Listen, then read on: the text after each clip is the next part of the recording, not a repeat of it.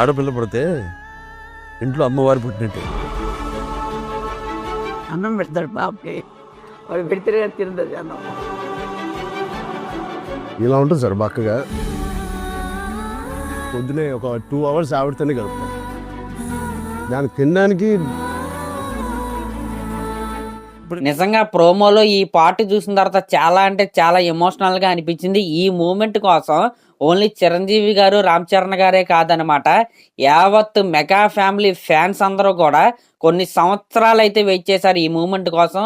నిజంగా క్లింకారా పాప ఎప్పుడైతే పుట్టిందో అప్పటి నుంచి అయితే మెగా ఫ్యామిలీకి అంతా మంచి జరుగుతానే వచ్చింది. నిజంగా బాలకృష్ణ గారు అన్నట్టు లక్ష్మీదేవి పుట్టిందనమాట.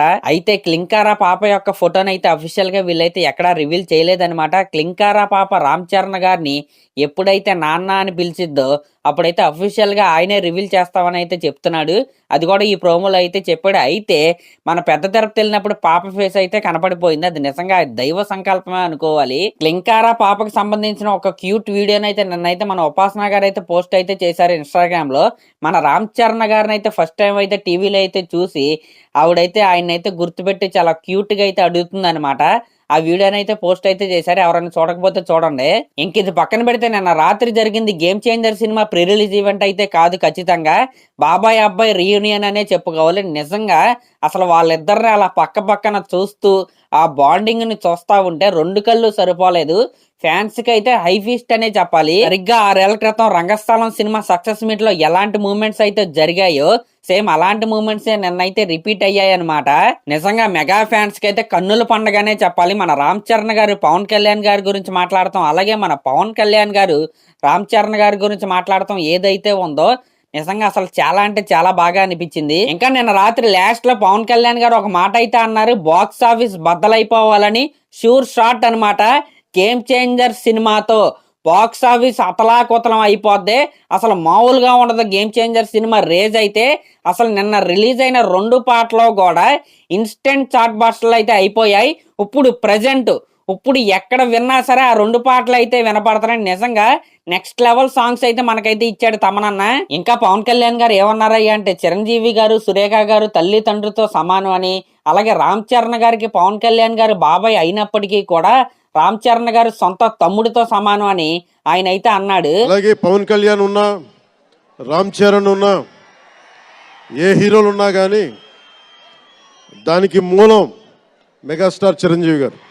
ఇంకా పవన్ కళ్యాణ్ గారు నిన్న రాత్రి ఒక గొప్ప మాట అయితే అన్నాడు. అదేంటయ్యా అంటే పవన్ కళ్యాణ్ ఉన్నా, రామ్ చరణ్ ఉన్నా, ఏ హీరో ఉన్నా సరే దానికి మూలం మెగాస్టార్ చిరంజీవి గారని.